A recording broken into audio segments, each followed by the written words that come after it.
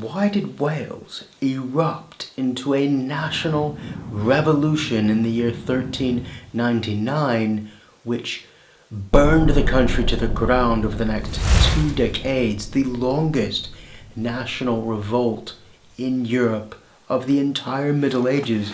And oddly enough, it's not a rare occurrence. It's part of a context of European revolutions that happened between about 1350 and 1450. And what's so odd about this is in Wales, it's one of the few that did not succeed.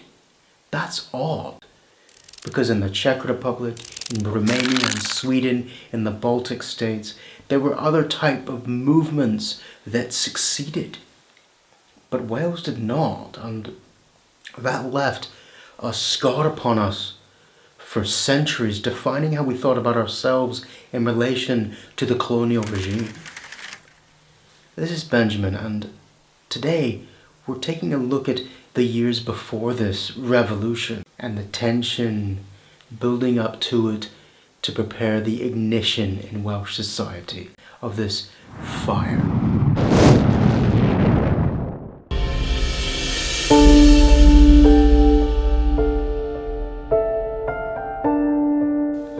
Beginning of the 14th century, this was a legal in colonial apartheid, as I went to in the last video. But King Edward II did tone things down a bit. But from 1327, King Edward III came to power, and he was a bit more brutal in terms of the economic subjugation and the Anglicization of Wales, in terms of the boroughs and new towns that had been built, and not allowing us to rise up through the ranks. But something unusual happened. In the 1340s, a plague struck, the Black Death. The effect of this was horrific, devastating. In the lowlands along the riverbanks and the fertile lands, casualties of up to 40% are reported. One distraught chronicler says that half the population of Wales had gone. In Dyffryn Clwyd, the mortality rate spiked up to 173 in each thousand in 1499. The plagues returned repeatedly, with another bad outbreak in the 1360s. A prolonged economic recession burst out, and the English settlers of the towns were the hardest hit, meaning that the Welsh, we on the hills around the towns, were beginning to look at the economic situation, and these people needed us to survive economically, to take our craftsmanship, our military service. Even in the high-ranking administrative roles, we said, well, why can't we do that if you cannot physically find anyone to supply you with the work? And this meant an economic boom among the Welsh-speaking population. We became wealthier because of the Black Death.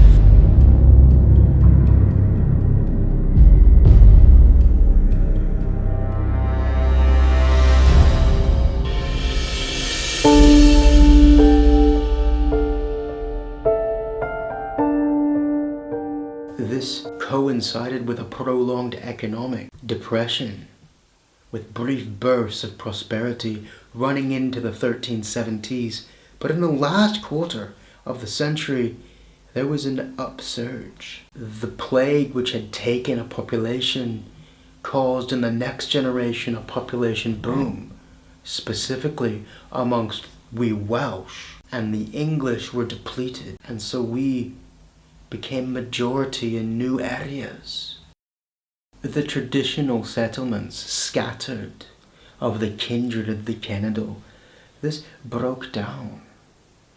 The economy was now entering into a more financial, trade organized, economic, industrial sense, and that caused Welsh law to become obsolete in places, because if you remember, or if you want to see in my last video, I mentioned that the economic position of our legal system had been fossilized in time, because when Wales was conquered in the 1280s, we were just about to begin changing our laws to reflect property rights, but we didn't quite. English law did make that change, and so we began shifting more towards English law.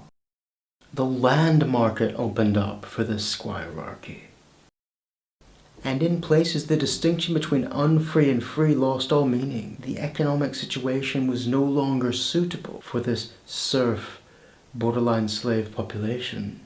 Amongst these people with their new free time, this squirearchy emerged, patterning themselves upon the uchelwyr, the actual gentry. These were upstarts aspiring to be uchelwyr. And this was very threatening to the ancient lordships, because you'd have the feather in the cap, walking down the street, saying, "I have equal right to wealth as you do." Many found compensation in foreign wars. Welshmen went in service of the king to France and Scotland, but though the crown would let them aspire to be servants through the military, they weren't giving it in terms of the official class. And this, again, was a problem. We felt an agitating resentment of this racial bias towards us. There was one and very traditional route to wealth and power closed off to us. The English did not want us to advance through the church. And from the 1370s, the church in Wales is not the Welsh church in any sense. There's no Welsh character really to it. It's an institution that is Anglicising and English in Wales.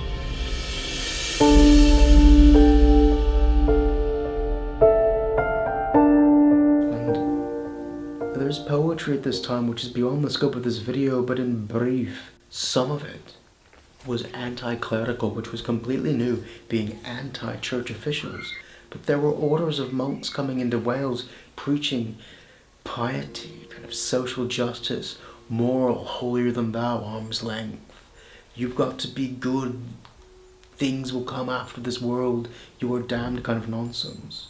I mean, if you think kind of the militant, vegan, no offense to vegans, but kind of the extreme identity woke left today, that's kind of what these monks were like in Wales, and our poets wrote odes against them, in protest of their moral preaching banging on. Because in the church as in state, able Welshmen found themselves barred from advance, second-class citizens legally classified as mere Welshmen.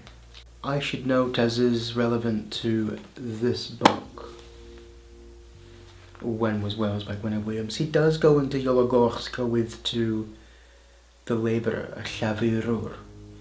And he's right to do this, but he goes on about the working class a lot, but he's right to do this in this case because the doors have been thrown open.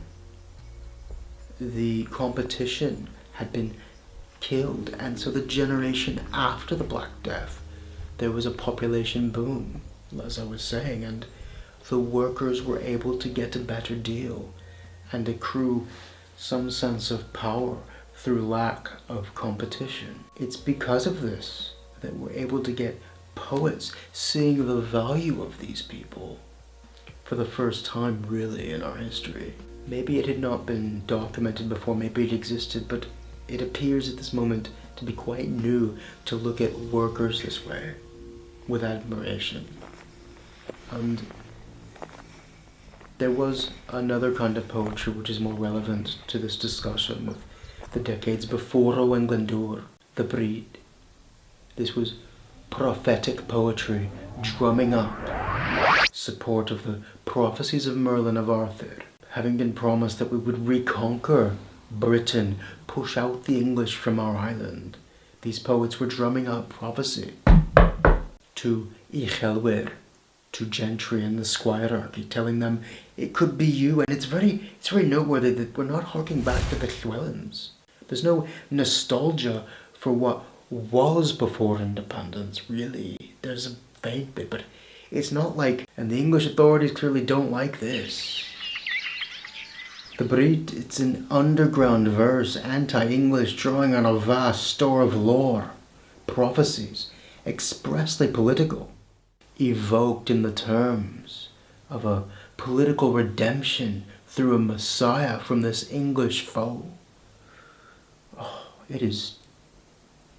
I don't know how we would have survived without this messianic complex seeping through our culture. And yes, in the next 100 years, Henry Tudor would come along, manipulating and twisting this prophecy to use Welsh armies to take the English crown.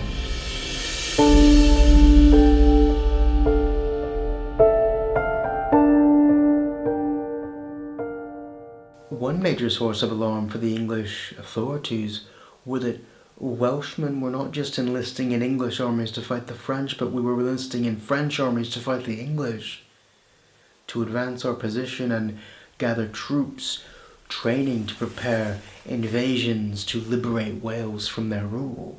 And one of these was Owain ap Thomas Aberhonddu, a descendant of the house of Aberhonddu, the last direct true heir to the throne of Gwyn A, who was in service of the King of France, and more than once attempted to land a fleet and invade and liberate Wales, like in 1369, Owain Lawgoch, Owain of the blood-red hand.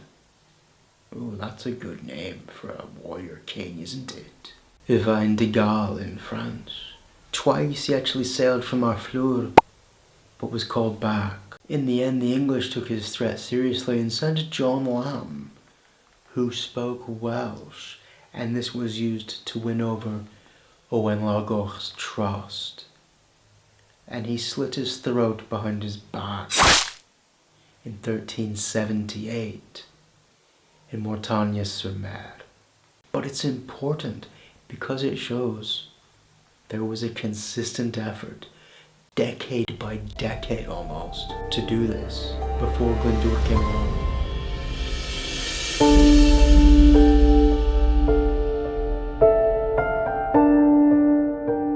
Where the King Arthur's return could find mooring in current political reality of the time was more the marsh, especially the family Mortimer. And with the coming of Richard in 1377 to the throne in England, the Welsh official class came back to favour, because his connections through those martial lord families lay here in our country, often and not as much always in England, the King of England favouring us over his people in some instances now, despite the continuation of this legal apartheid. That shift I had mentioned earlier of the Welsh language expanding, reconquering lands, came at this moment. And this was critical because we were gaining favour from the new king, a new king, and we were expanding our language, retaking Monmouth, and Morgannwg, the Vale of Glamorgan, reabsorbing it into our culture. We were becoming so numerous in the generation after the Black Death that it, well, conveniently I suppose, wiped out so many of our enemies. And this sent a backlash to us in the administration of the officers beneath the king. They harked back at this, fearful, came down upon us, anti-Welsh. This surge of Renaissance Welsh met judicial resistance in the legal halls of power. Welshmen began to appear in towns. Rhymuithig, over in England, well, it was sort of Welsh then. It's in England now. Aberhonddu, Monmouth. Welsh were harassing English merchants in the marsh. A chorus of complaint came against them, bursting from towns not only here but in the English border counties. Nearly each English parliament which sat between 1378 and 1400 had heard complaints of the impertinent Welsh scrubs advancing. This was becoming a serious matter. They were fearful of us. In 1395 there was an ugly anti-Welsh riot in the University of Oxford. "Kill, kill, kill the Welsh dogs," they shouted, marching through the streets of Oxford. In response, the upper ranges of administration, the English slammed their doors upon us. From 1372 until 1400, there was only one bishop in Wales, from Wales. The shocks of the last years of the century were even yet more unhinging. In 1398, Roger Mortimer died, and in 1399, Richard was deposed and murdered by Henry of Lancaster. This meant that a king who favoured us had been slain by a king aligned with barons who despised us. The shift was completely inverted. Henry IV's seizure of power opened up an age of chaos and instability. This was not good for us. This new king was not particularly well liked. He upset the balance of the whole island. It was very inconvenient for the ones in the upper middle regions of power, just above the squirearchy. And it's that squirearchy who depended upon those men most.